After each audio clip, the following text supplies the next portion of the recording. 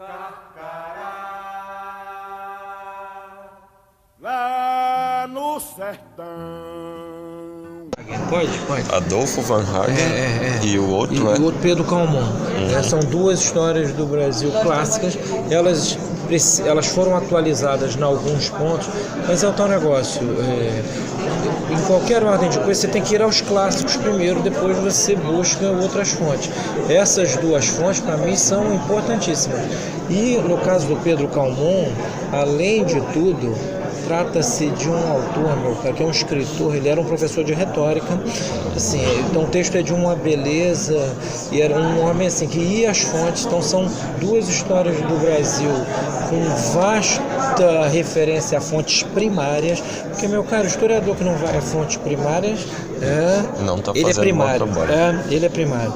Então, assim, esses são clássicos. Então, estudo de história do Brasil a partir desses dois clássicos para começar. Depois, Capistrano de Abreu, que é um autor um pouquinho mais para o século XX, mas é importantíssimo, está completamente alijado aí dos estudos de história.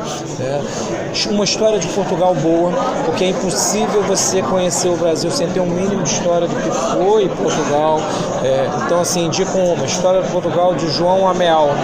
João Ameal foi um historiador tomista do século XX e escreveu num volume só uma história de Portugal condensada, que é uma das mais precisas, né? Há outras, mas se começar por esse já tem um bom começo. Agora, além disso, para uma boa formação dita conservadora, é muito importante que os jovens conheçam os clássicos da literatura que estão hoje completamente abandonados, né? E assim, principalmente na prosa, não digo que poesia já requer um certo pendor, requer um conhecimento de versificação, etc. Nós tivemos aqui, por exemplo, o Olavo Bilac, que foi um notável poeta. Ele tem um tratado de versificação, mas o que faz um bom poeta não é só saber fazer versos. Um bom poeta está para muito além do talento de fazer versos. Então, assim, conhecer os bons poetas populares, por exemplo, vou dar um exemplo, tem um poeta português que era um poeta popular, que escrevia só quadrinhas, que foi o Antônio Aleixo. Então são quadrinhas de sabedoria popular, belíssimos, atuais, facilmente compreensíveis. Por exemplo, vou dizer um aqui para você. Sei que pareço um ladrão, mas há muitos que conheço que, não parecendo o que são aquilo que eu pareço. Qualquer um entende. É como os trovadores aqui do Nordeste. Então, assim, esse conhecimento dos clássicos da literatura e, assim, a leitura dos clássicos da literatura portuguesa, ele é absolutamente fundamental. E, assim, eu indico. O problema é que houve um conhecimento que se perdeu. Houve uma quebra na tradição. Você entra hoje numa universidade de letras, você não tem contato com 100 números de autores que são absolutamente necessários para você entender o que é o Brasil. O brasileiro já, como eu disse na minha falinha ali, já fala um dialeto, perdeu muito vocabulário, então não consegue se expressar com clareza, beleza, objetividade. Isso foi uma coisa que eu percebi, desculpe lhe interromper, algo que eu percebi na sua palestra, que é muito comum ver alguém palestrando e a gente já saber a próxima palavra que o cidadão vai falar, porque ele está preso em esquemas. E mais, né? Já... E às vezes, pior do que isso, né? Às vezes, além de estar preso a esquema, ele, justamente por essa falta de contato com a alta cultura, ele não consegue, ele reproduz, ele quer, por exemplo, fazer uma palestra e quer decorar previamente tudo que vai dizer, né? E assim, se você não tem capacidade de expor aquilo que você estudou a fundo, oralmente, de improviso, é sinal de que você não conhece. Se você a cada parágrafo tem que citar, não, isso aqui está no livro X, do cicrano, do fulano, na verdade você não sabe, você simula saber. Então, qualquer grupo, e hoje há esse anseio de jovens, aí, como vocês querem sair do marasmo, porque assim, as gerações de vocês foram muito mais prejudicadas do que a minha. Né? Vou fazer 54 anos. Né? Buscar essas fontes, né? Buscar frequentá-las, e no caso da dificuldade vocabular, que às vezes vai acontecer, é só se cercar de bons dicionários, de boas gramáticas, pegar o gosto, né, da índole da língua, né, que as coisas caminham, né, as coisas podem caminhar de maneira muito mais rápida. Por exemplo, se eu fiz agora uma proposta recente para um grupo lá do governador eleito no Rio, eu acho que é óbvio que isso não vai acontecer, mas assim, o retorno do estudo do latim como matéria eletiva no ensino médio, isso é hoje possível, né? Porque há um sem número de cursos pela internet, basta ter uma informatização razoável nas escolas públicas, alguém que faça essa gestão, há métodos espetaculares, como o método chamado natural, né? Aquilo, o cara só não aprende ali se ele se ajoelhar e pedir a Deus assim: Papai do céu, eu não quero entender, né? Dai-me a graça da burrice. E Deus atende às vezes esses pedidos, né? Porque ali você tem um manancial de conhecimento do português a partir da sua língua matriz, que foi o latim. Então assim, é uma caminhada, só não tenham cuidado com a impaciência, tá? Que às vezes a pessoa ainda mais jovem, não quero saber tantas coisas e quero ler tudo, né? Em tudo é preciso haver ordem. E só para encerrar essa minha falinha aqui, os medievais tinham aquela concepção do trivium. O que é o trivium? Daí vem a palavra trivial. O trivial para um estudante medieval é o seguinte: saber a fundo gramática. A gramática é o DNA da língua. Se não houvesse gramática, a língua ia ser como um rio cujas moléculas mudam, você não ia ter tradução nenhuma. Então, conhecer gramática a fundo, mas isso significa o seguinte: olha só, está conversando aí atrás, meu filho, vem aqui explicar todas as funções sintáticas perante seus colegas do pronome ser, né? Isso é conhecer gramática, não é assim, né? Então, gramática, retórica, gramática e DNA da língua, retórica, o bem falar e o bem escrever, e dialética ou lógica, dependendo da concepção, que é a capacidade de raciocinar, de desenvolver o raciocínio a partir de premissas, princípios e evidências que se concatenam em busca da verdade, né? Então assim, isso era o básico que um garoto de 17 anos tinha. Então quando ele chegava no chamado quadrívio, problemas que hoje não estão resolvidos de linguagem, que o garoto às vezes chega no curso superior, ele não tem nem vocabulário, né? Como é que ele vai, voar mais alto? Fica difícil. Então assim, é começar pelo básico. O básico é boas gramáticas, bom estudo de autores de literatura, e depois, sim, não adianta se a pessoa não sabe concordar o sujeito com o verbo e predicado, não faça-me uma demonstração do silogismo apodítico, não vai acontecer, né? Então, assim, em tudo é preciso haver ordem, né? E começar pelo mais simples. Santo Tomás tem uma obrinha escrita, de uma página e meia, escrita a pedido de um colega, um frei, que virou: Frei Tomás, o senhor pode me dar um conselho? Como é que eu faço para estudar? Aí, essa obrinha chama-se De Modo Studendi, sobre o modo de estudar. Então são conselhos. Primeiro conselho que ele dá: meu filho, comece pelo mais fácil, né? Ninguém aprende a nadar no mar bravio, vai para um rio de águas tranquilas, né? Desde que não tem piranha, né? Mas assim, comece pelo mais simples. Você não vai começar pela física quântica, você vai começar com a adição, 2 e 2 igual a 4. Então assim, esse bom senso ele pode ser resgatado. E assim, a associação em grupos, o estudo em grupos, e eu estou falando para o rapaz aqui, né? Não sei se vocês são católicos, né? Hoje há um anseio por jovens católicos por algo de restauração, só que assim, não sejamos muito otimistas, porque temos contra nós a própria hierarquia da igreja, mas esses grupos têm dado sinais que é possível. Foi o exemplo que eu dei ali. Ele, lá no Rio, elegemos um deputado federal com 40 mil votos. A torcida do Botafogo, todo. 4 mil então, assim, 40 mil. Não, mas esse um estava aqui, não votou nada, né? Mas é aquela coisa, o senhor conhece o Botafogo, a torcida dele. Ele não sabe o que existe. Então, assim, acho que é por aí. Começa-se por aí. Agora, essas poesias populares, assim, se vocês puderem se reunir para chamar, que é muito importante ter a figura de um mestre que vá de vez em quando. falando lá. Por exemplo, lá no Rio a gente tem sorte. Tem lá o professor Sérgio Pachá, que é um manancial de alta cultura impressionante. Sou amigo dele no Facebook. Pachá, sim. Você pergunta assim, professor, o que faz um filólogo? Ele conta para você a história da filologia, como é que começou, né?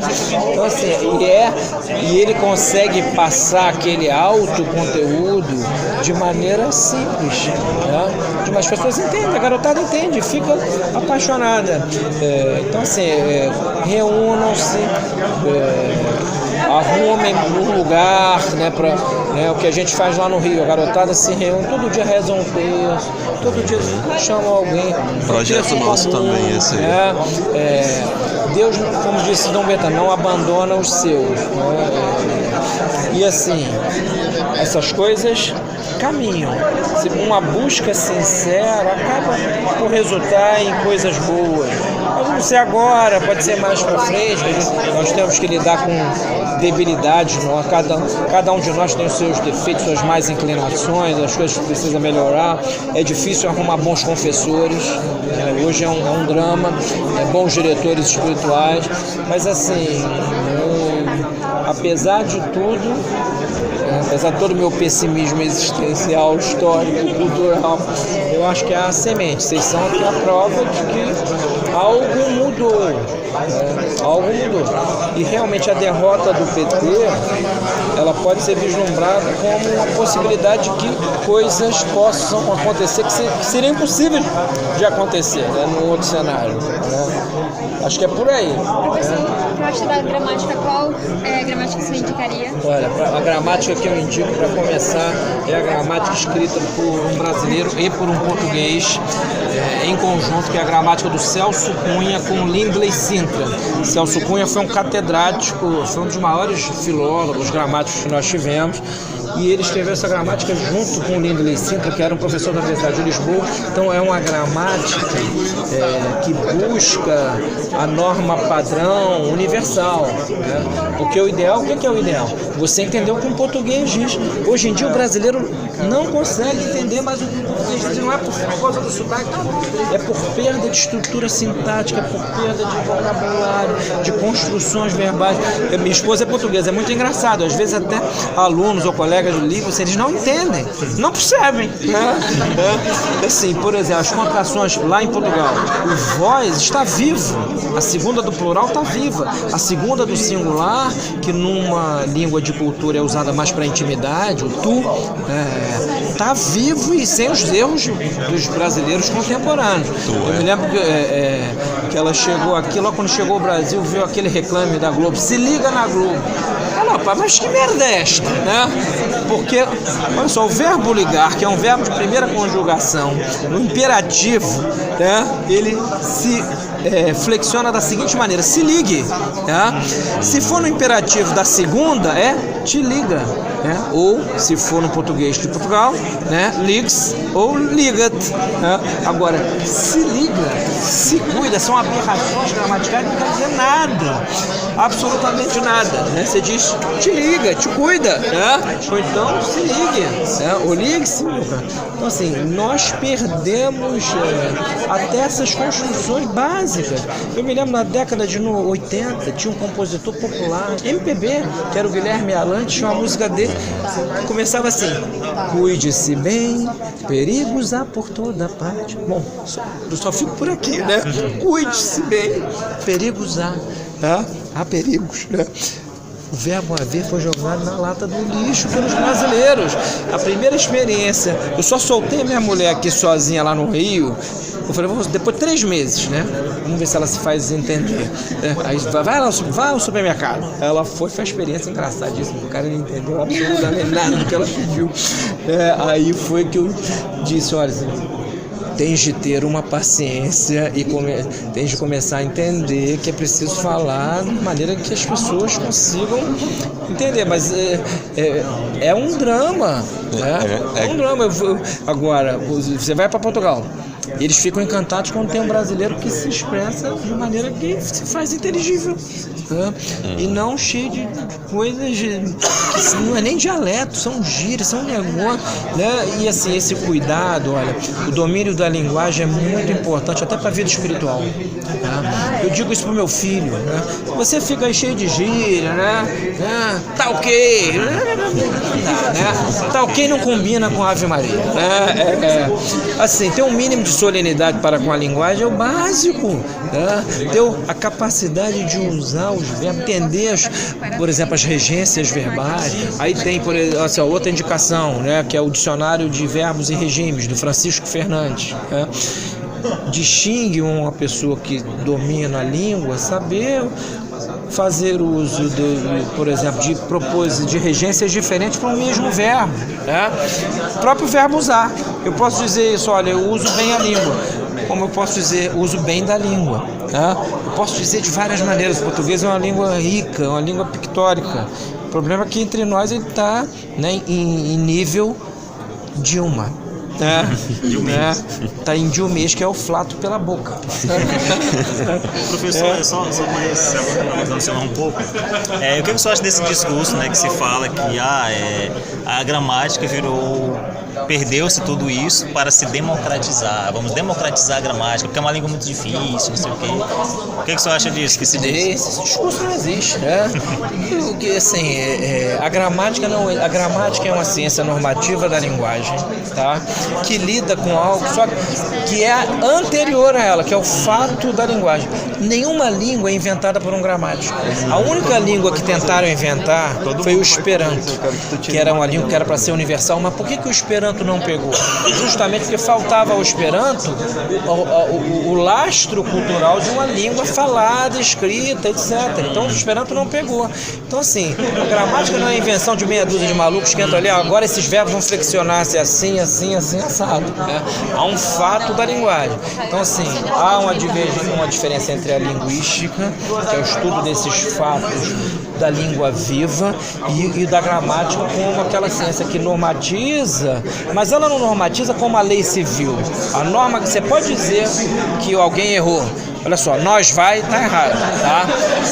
Mas está errado não é porque eu digo que está errado porque contraria a índole da língua portuguesa na flexão dos verbos, né? Então a gramática codifica algo que já está ali posto anterior a ela, e sem ela, meu caro, a língua fica o sabor dos maus usos. Então, só que assim, não é uma lei como a lei civil. Ela perde a ordem e sem ordem. Ela é indicador da lei natural da língua, dos movimentos naturais da língua.